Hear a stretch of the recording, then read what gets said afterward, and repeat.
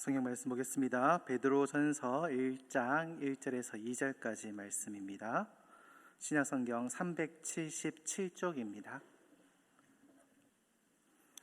베드로전서 1장 1절에서 2절 다 같이 한 목소리로 읽도록 하겠습니다.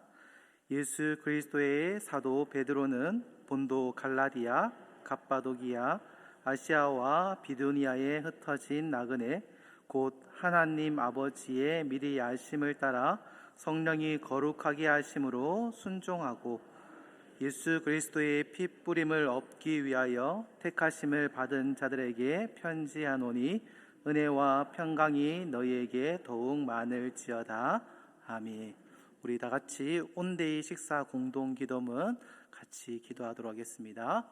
기도하겠습니다. 함께하는 온데이가 되도록 기도합니다. 우리에게 전도를 켜는 기회가 되게 해주세요. 온데이하게 해주세요.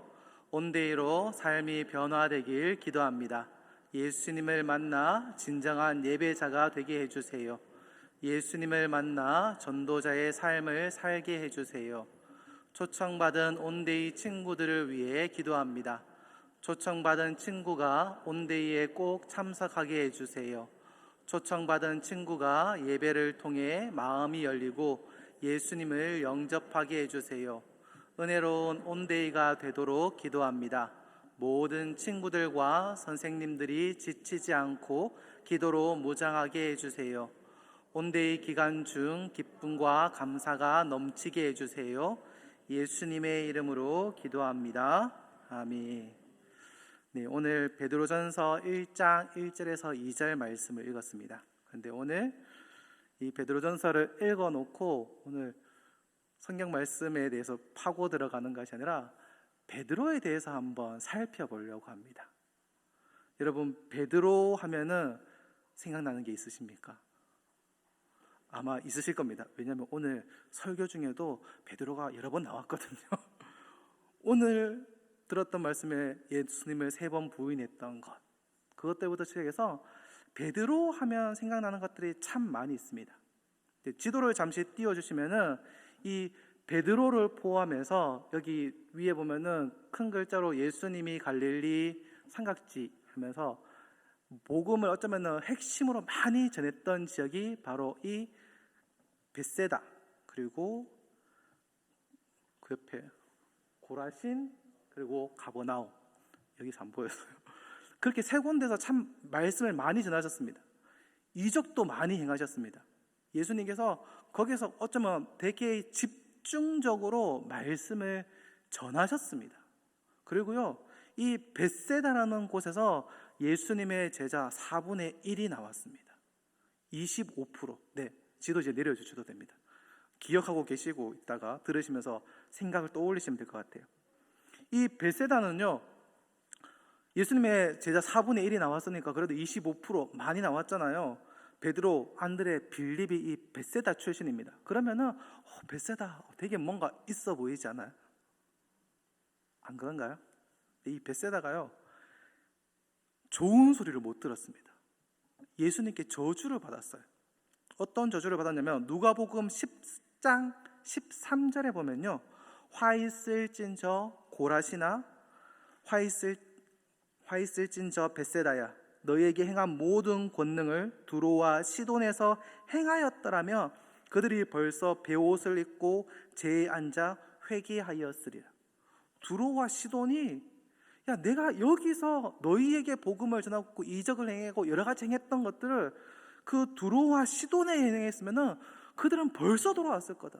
근데 너희들은 내가 그렇게 공들여서 힘들여서 힘을 쏟아서 복음을 전하고 권능을 행하고 여러 가지 이적을 행했는데 돌아오지 않느냐라는 겁니다. 여기서요, 오병이어의 사건도 일어났고요, 벳세다에서 맹인이 눈 뜨는 사건도 일어났습니다. 그러니까 그냥 쉽게 지나갈 정도가 아니라 정말 복음의 삼각지라고 할 정도로 예수님께서 정말 힘을 많이 쏟았던 지역이 여기였습니다. 그런데 열받으신 거죠. 내가 이만큼 했는데, 이렇게 투자했는데. 여러분도 안 그렇겠습니까? 내가 평소보다 내가 올해 진짜 내가 농사 지으시는 분들이 밤잠 설쳐가면서 올해 진짜 제대로 농사 한번 지어보려고 정말 힘을 다해서 했는데 흉작이에요. 아니면 정말 힘을 다해 키워서 우와 그래 농사 잘 됐어. 그런데 복숭아 가격이 완전 바닥을 쳤어요. 그러면 여러분 마음이 어떻겠습니까? 속이 부글부글거리겠죠. 어떻게 내가 이만큼 했는데 이럴 수 있는가? 얼마나 심하셨으면 15절에 가버나움아 내가 하늘까지 높아지겠느냐 음부까지 낮아지라 하면서 예수님께서 정말 신랄하게 얘기합니다. 오늘 제목이 실수하는 사도, 겸손한 사도인데요. 조금만 다르게 생각하면 실수하는 사도지만 실패하는 사도도 같이 겸해서 얘기되어집니다. 실패라 그러면 조금 그렇잖아요. 그래서 실수하는 사도라고 얘기하는데 예수님께서도 이 벳세다의 사역 가운데는 실패한 것처럼 보입니다. 그렇지 않습니까? 그렇게 힘을 쏟았는데 건진 게요 베드로, 안드레, 빌립 끝입니다. 물론 더 있었겠죠. 더 있을 수 있겠지만은 일단 표면적으로 성경상으로 보여지는 열매는요 베드로와 안드레와 빌립 3명입니다. 실패한 것 같습니까? 성공한 것 같습니까? 실패한 거예요. 어쩌면 예수님께서 여기 힘을 쏟으신 거는 실수하신 거라고 이해할 수 있습니다. 그런데요 다시 한번 생각해 봅시다. 이 실패했는 것 같고 열매가 단지 이 3명밖에 없는 이 상황이 실패한 것 같고 실수한 것 같았지만은 이게 끝나지 않았다라는 겁니다. 여러분 베드로가 누구입니까? 예수님의 우리가 흔히 말하는 수석, 첫 번째 가는 제자, 그리고 예루살렘 교회의 지도자, 그리고 여러 가지 역사들을 행하였던 그 베드로가 말씀 전할 때 3,000명, 5,000명이 돌아오는 그 역사들이 일어났던 것들 생각해 보십시오. 가버나움에서 이 벳세다에서 정말 300명, 400명이 돌아와가지고 참 열심히 예수님 제자 됐는 게 더 성공한 열매겠습니까? 베드로라는 한 사람이 제대로 키워져서 그 사람이 설교했을 때 예수님께 돌아온 사람이 3,000명, 5,000명이 일어나는 게 더 성공한 사건일까요? 실패한 것처럼 보였습니다. 실수한 것처럼 보였습니다. 예수님께서 거기에 그만큼 시간을 들여다볼 필요가 없어 보였지만은 예수님께서 그 시간을 들어부으시고 집중하시고 했을 때에 예수님께서 건지신 그 3명, 그 3명이 어떻게 됐습니까? 교회의 기둥이 되고 교회가 세워지는 일을 만들고 교회를 든든하게 만들고 복음을 선포하고 이런 일들이 벌어졌다라는 겁니다. 결과가 시원찮았습니다. 근데 그 시원찮은 결과가 이 예수님 안에서는 하나님의 나라를 발전시키는 일에 어쩌면 초석이 되어졌다라는 것을 우리가 보게 되는 겁니다. 이것을 보면 우리가 꼭 씨 뿌리는 자의 비유가 생각나게 됩니다. 무엇입니까? 씨를 뿌렸는데 덜어는 길가에 떨어져서 새들이 씹어먹고, 덜어는 돌짝밭에 떨어지고, 덜어는 가시덤불에 떨어지고, 그런데 어디에요? 옥토에 떨어지니까 30배, 60배, 100배의 열매를. 어쩌면 실패한 것처럼 보이죠. 아니 길가에도 떨어지고, 씨를 좀 잘 뿌리시. 왜 길가에도 떨어지고 돌짝밭에도 떨어지고 왜 그렇게 쓸모없이 버려지는 것들을 행하는 것처럼 보이지만은 아니요, 그것이 아니라 이 3명에 반응하는 이 3명을 통하여서 하나님의 나라가 발전하기 시작했다라는 겁니다. 대단하죠. 거기다가 우리가 이 베드로라는 사람을 보면은 좀 특이합니다. 우리가 흔히 사도 그러면은 우리가 제일 흔히 생각나는 사도는 누굽니까? 사도 바울. 바울이 복음을 전하고 혼자 홀로 다니면서 혼자 어떻게 해요? 자기가 일해가지고 자기가 복음 전하고 자기가 들고 나가고 이방으로 나아가는 그 사도 바울을 흔히 떠올리게 됩니다. 그런데 이 사도 바울의 정반대편에 있는 사람이 이 베드로입니다. 사도 바울은 홀로 다녔습니다. 가족도 없었습니다. 그런데 이 베드로는 장모님도 있고요, 아내도 있습니다. 신기하죠?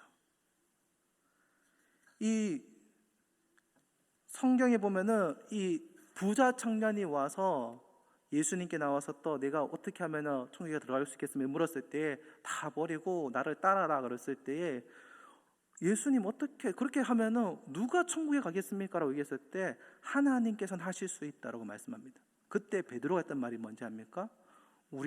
내가 다 버리고 예수님을 따르고 있습니다 라고 말합니다.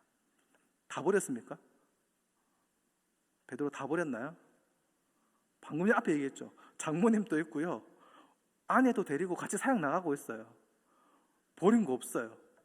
그런데 왜 그랬습니까? 그만큼 예수님의 그 사역에 집중해서 내가 그 일을 하고 있습니다라는 것들을 얘기해주고 있는 겁니다. 실제로는 아내도 있고 장모님도 있고 가족이 있습니다. 그리고 함께 복음을 전하러 다닙니다. 어쩌면 사도 바울이 홀로 동력자들과 함께 가족 없이 다녔던 것과 어쩌면 다른 모습이죠. 우리의 또 다른 모델이 되는 게 바로 이 베드로라는 사람인 겁니다. 그가 가족이 있으면서 그 가족을 온전히 꾸리고 그 가정을 통하여서 그리스도의 몸된 교회에 있는 사람들이 그 가정을 꾸려서 같이 함께 나아가는 그 모범을 이 베드로를 통하여서 보게 되는 겁니다. 그 베드로가 나아가는 그 시간들이 얼마나 귀중한 시간이겠습니까? 우리가 목회자가 사도 바울과 같은 사람이어야 한다 라고 얘기하면 어떻게 되겠습니까? 저는 아내 없이 살아야 되는, 아내도 버리고 자식도 버리고 주님만 따라가겠습니다. 귀할 수도 있습니다. 하지만은 그것만이 우리에게 말하고 있는 것이 아니라는 것을 우리가 너무나 잘 알고 있습니다. 이렇게 한 걸음씩 나아가는 사도 베드로를 통해서 우리에게 말씀하고 있습니다. 주와 복음을 위해서 철저하게 상대화시키라고 하는 이 예수님께서 우리에게 말씀하여 주시는 뜻이 무엇인지 보게 되는 거죠. 베드로가 예수님을 만나는 것을 우리는 바라볼 때에 학자들마다 조금씩 다르긴 하지만 저는 이것을 조금 더 지지합니다. 예수님께서 베드로의 삶의 현장에 다가가셨습니다. 다가가셔서 예수님을 만나게 하는 겁니다. 우리가 하나님을 만나는 이 예배를 통해서 교회에 나와서도 하나님을 만날 수 있습니다. 하지만 우리가 주님이 우리에게 어쩌면 더 원하시는 것은 우리의 삶 가운데, 일상 가운데 하나님을 만나는 것을 더 기뻐하실지도 모르겠습니다. 예수님께서는요, 일상에서 베드로를 만나 주셨습니다. 베드로가 한 번, 두 번 만나는 것이 아닙니다. 예수님께서 베드로를 부르실 때요, 최소한 3번에서 4번 만나시고 베드로를 부르셨습니다. 느닷없이 야, 너 나 따라와 하신 게 아니라요, 3번 내지 4번인데 제일 처음에 요한복음에서 안드레의 소개로 베드로가 예수님을 만납니다. 그때 얘기하죠. 예수님께서 네가 이제 시몬이라고 하지 말고 이제 장차 게바라라고 해라, 이름을 그렇게 말씀하십니다. 무엇입니까? 예수님께 이 베드로의 그 인생 플랜들을 이미 짜놓고 있다는 것을 우리에게 간접적으로 알려주는 겁니다. 그리고 갈릴리 바닷가에서 예수님께서 제자 베드로를 다시 부르십니다. 무엇입니까? 아무런 접점 없이 갑자기 불러가지고 막 이래라고 이해하신 게 아니라 예수님께서 베드로를 만나고 교제하고 이야기를 하시고 부르셨다라는 겁니다. 그리고 우리가 잘 아는 그물이 찢어질 정도 153마리를 잡는 그 사건이 일어나는 것을 통해서 베드로가 예수님을 완전히 따라서 그 길을 걸어가게 되는 것을 우리가 보게 됩니다. 물론 학자들마다 이 모든 사건들이 그냥 한 번 만나서 일어났다라고 하는 분들이 대부분입니다. 하지만 소수의 복음주의 학자들 중에서도 이 사건이 다 다른 사건이라고 보기도 합니다. 저는 개인적으로는 다른 사건으로 보면은 우리에게 더 유익이 있지 않을까 싶습니다. 왜요? 예수님께서 야, 너 나 따라와. 네, 따라가는. 여러분 하실 수 있겠습니까? 쉽지 않습니다. 하지만은 예수님께서 우리 가운데 계속적으로 찾아오시고 얘기하시고 우리 마음을 두들기시고 오지 않을래? 마음 문 열어주지 않을래? 그렇게 찾아오시면서 우리를 부르시고 계신다는 것, 끊임없이 두들기고 우리를 부르시고 계신다는 사실들은 우리를 마음이 따뜻하게 만듭니다. 하나님께서 나를 그만큼 사랑하시는구나, 나에게 계속적으로 지속적으로 나에게 말씀하고 계시는구나라는 것을 우리가 알게 되는 겁니다. 예수님께서는요, 한번 물으면은 안 놓으십니다. 베드로가 따라온다라고 얘기 안 하니까 몇 번요? 3번, 4번 계속 찾아오시는 겁니다. 하나님께서 우리하고도 똑같습니다. 계속 찾아오십니다. 담임 목사님께서 온데이 한다라고 얘기하시면서 말씀하실 때에 올해 한번 하고 끝낸다고 말씀 안 하셨습니다. 계속해야지 였습니다. 무엇을 얘기합니까? 지금 3층 로비에 우리 아이들이 이름 적어서 작성해 놓은 친구들 이름이 쫙 붙어 있습니다. 많을 수도 있고 적을 수도 있는 숫자입니다. 어쩌면 이번에 다 안 나올지도 모릅니다. 한두 명만 나올지도 모릅니다.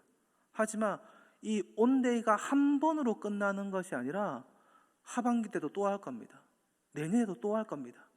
계속하면은 그 친구들의 이름이 계속 남아 있을 수도 있습니다. 하지만 우리가 계속 그 친구들을 위해서 기도한다라면은 2번, 3번, 4번 계속 복음을 전하시다 보면은 그 친구들이 언젠가 하나님께로 돌아오는 일들이 벌어지지 않겠습니까? 예수님께서 베드로를 물으시고 잡으시고 선택하시고 계속적으로 두들기시고 오라, 나를 따라오라라고 말씀하셨던 그 모습처럼 말입니다.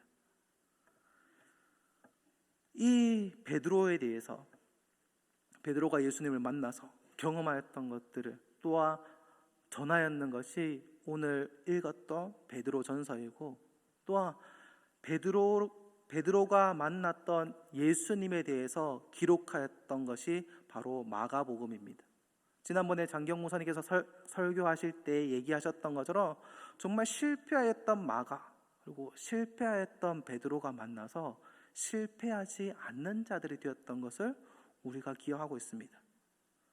마가복음에는 유달리 특히 이 베드로가 실수했는 사건들이 정말 많이 적혀져 있습니다. 왜 그럴까요? 본인 얘기니까 그렇습니다. 베드로가 얘기했는 것을 마가가 적었기 때문에 본인의 실수를 계속 끊임없이 얘기하고 있습니다. 생각해 보십시오. 주는 그리스도입니다. 가이사라 빌립보에서 주는 그리스도시요 살아계신 하나님의 아들이십니다. 바요나시모나 내가 이것을 알게 하시는 것은 하나님이 하신 것이다 라고 칭찬했던 그 사건이요, 마가복음에는 없습니다. 그러니까 베드로가 칭찬받을 사건들이 삭제가 되어지고 거의 없습니다. 그런데요, 베드로가 실수하고 실패했고 좀 숨기고 싶은 것들은 정말 디테일하게, 정말 다양하게 많이 적혀져 있습니다. 왜 그렇습니까? 자기가 실패했던 것이 뚜렷하면 뚜렷할수록, 선명하면 선명할수록 무엇이 드러납니까? 예수님의 성공이 강력하게 드러난다는 겁니다. 이 베드로의 말씀을 들었던 성도들은 베드로가 지금 어떤 위치에 있는지 알까요? 모를까요? 알고 있습니다. 교회에 어쩌면은 머리가 되는 위치에 있고, 어쩌면은 좀 말이 좀 이상하겠지만은 성공한 사도 그렇죠. 그런 위치에 있습니다. 근데 그런 사람이 내가 예전에 이렇게 실수했습니다라고 고백할 때에 어떨까요? 저 사람이 저 실패했으니까 쓸모없는 사람이라고 생각할까요? 아니면은 아니 그런 사람도 하나님께서 그렇게 들어 쓰신다라고 생각하시겠습니까? 오늘 담임 목사님께서 공부 못한다고 말씀하실 때에 저는 이 말씀이 갑자기 같이 설교를 준비하고 있었으니까요, 같이 오버랩 되면서 목사님께서 나 이렇게 실패하고 공부 못했어요 라고 얘기하는 것들이 들으시면서 저 공부도 못하는 목사님 참 못쓰겠네 그렇게 생각하셨습니까? 그럼에도 불구하고 하나님께서 우리 목사님을 이렇게 높이셨구나라고 생각하셨습니까?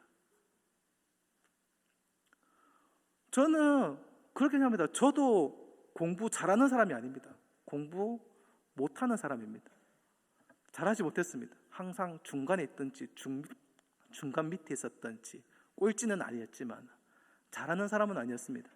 그런데 하나님께서 나를 공부하는 자리로 계속 밀고 가셨고, 그 일들을 하고 그 일들을 하는 가운데 또 하나님께서 나에게 말씀하시고, 또한 말씀하시는 가운데 나에게 지혜를 주시고 지식을 주시고 또한 말씀을 전할 수 있도록 하셨다라는 겁니다. 실패했다라는 사건들이 도리어 예전에 그 실패가 도리어 나에게는 마이너스가 될 수 있겠지만은 예수님께는 이 실패한 사람도 하나님께서 쓰셨다라는 것 때문에 도리어 예수님께서 더 드러나는 사건이 일어난다라는 겁니다. 여러분, 베드로 하면은 정말 부끄러웠던 사건들이 몇 가지가 있습니다. 제일 부끄러웠던 사건이 뭐가 있을까요? 예수님을 부인했던 사건. 그렇죠. 오늘 들었던 사건. 또 뭐가 있을까요? 사탄아, 내 뒤로 가라. 그 사건도 있을 겁니다. 근데 또 다른 사건 하나 더 있습니다. 어떤 사건요? 베드로가 사도가 되었고 교회의 지도자가 되어 있는 상황에서 이방인들과 함께 식사하다가 유대인 그리스도인들이 온다라는 소식을 듣고 냉큼 도망가 버렸다 사건이 있었습니다. 그 사건을 가지고 바울이요, 베드로를 신랄하게 비난합니다. 어떻게 교회의 지도자라는 사람이 그럴 수 있냐라고. 근데 생각을 해보십시오.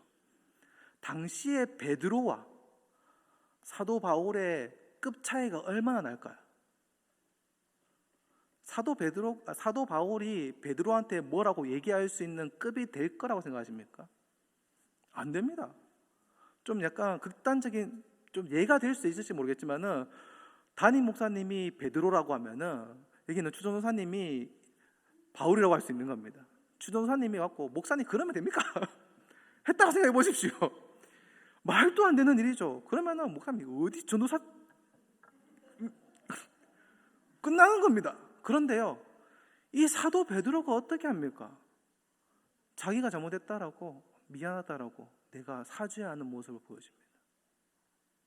어쩌면 부끄러울 수 있습니다. 덮어버리고 싶은 사건일 수도 있습니다. 그런데요, 그것들을 덮고 그냥 끝나버리는 것이 아니라 뒤에 성경에 보면은 이 사도 베드로를 향해서 이렇게 얘기합니다. 베드로후서 3장에 베드로가 바울에 대해서 얘기하는 겁니다. 우리의 사랑하는 형제 바울도 이렇게 바울을 품어주고 자기를 그렇게 사람들 앞에 모욕을 줬는데 그가 나의 형제다. 나와 함께 있는 사람이다. 정말 좋은 사람이다. 베드로가 어떻게 바울이 얼마나 귀중한 사람인지를 베드로후서 3장에 베드로가 얘기하고 있는 겁니다. 무엇을 얘기합니까? 얼마나 쪽팔립니까? 쉽게 얘기하면 얼마나 부끄럽습니까? 그 얘기를 했는 것들에 대해서 어쩌면은 그래 죄송합니다라고 지나가고 두고 있다가 추전도사 이제 올해까지 하고 내년에는 내보내야겠네 그럴 수도 있습니다. 그렇잖아요. 충분히 그럴 수 있습니다. 그런데요, 아니요. 베드로가 이 사도 바울이 귀한 사도라고 하면서 그를 대해서 높이고 올려주는 모습을 우리가 보게 되는 겁니다. 왜요? 베드로가 이렇게 하는 것은 단 하나입니다. 내가 낮아짐으로 복음이 높아질 수 있다면, 나의 실패가 드러남으로 하나님의 나라가 커질 수 있다면, 내가 엉망이 되더라도 복음의 진리가 잘 드러날 수 있다라면은 나는 어떻게 돼도 상관없다라는 겁니다. 그러니까 베드로가 이렇게 할 수 있는 겁니다. 나의 실패, 나의 실수, 그거를 겸손하게 인정하고 나는 그런 사람입니다라고 내어놓았을 때에 모욕을 당하고 부끄러움을 당하고 이런 일이 있더라도 누구만? 하나님만. 누구만? 예수님만. 드러날 수 있다면 괜찮다는 겁니다. 그러면서 베드로가 사람들에게 얘기하는 게 무엇입니까? 말씀을 통해서 야, 나를 따라올 필요 없다. 사도들을 따를 필요 없다. 다른 사람을 따를 필요가 없다. 그들이 중요한 것이 아니라 사람은 믿을 만한 존재가 아니다. 누구만? 하나님만. 그 복음만을 따라오라 라고 사도 베드로는 우리에게 말씀하고 있는 겁니다. 저와 여러분 아마 실수할 때 있을 겁니다. 실패할 때 있을 겁니다. 올해 그래도 온데이 한다고 열심히 한다고 기도도 하고 준비도 하고 했는데 결과 안 나올 수도 있습니다.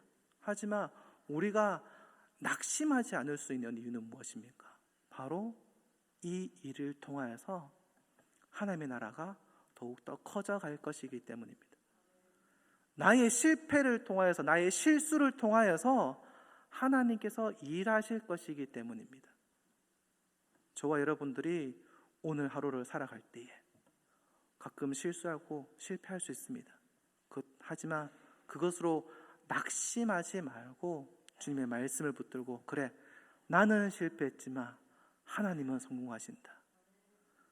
벳세다에서 단 3명만 하나님의 복음을 듣고 예수님의 제자로 따라왔지만 그 3명을 가지고 역사하셨던 하나님을 기억하시면서 오늘 하루 실패했는 것 같아 보이는 그 하루, 혹은 성공한 것 같은 그 하루라도 하나님께서 모든 것을 합력하여 선을 이루실 것들을 기대하며 살아가시기를 주님의 이름으로 축원합니다.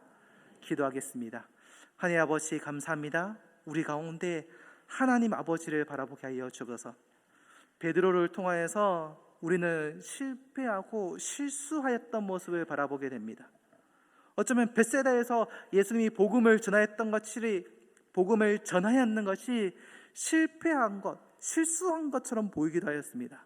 하지만 그것이 실패한 것이 아니고 실수한 것이 아니고 하나님의 역사가 이루어졌다라는 사실들을 우리가 바라보게 됩니다. 하나님, 우리 가운데 역사하시는 하나님의 그 역사를 바라보며 주님을 찬양하며 예배하며 우리와 함께 하시는 주님을 온전히 신뢰하며 나아가는 자들이 되게 하여 주옵소서. 예수님 이름으로 기도합니다. 아멘.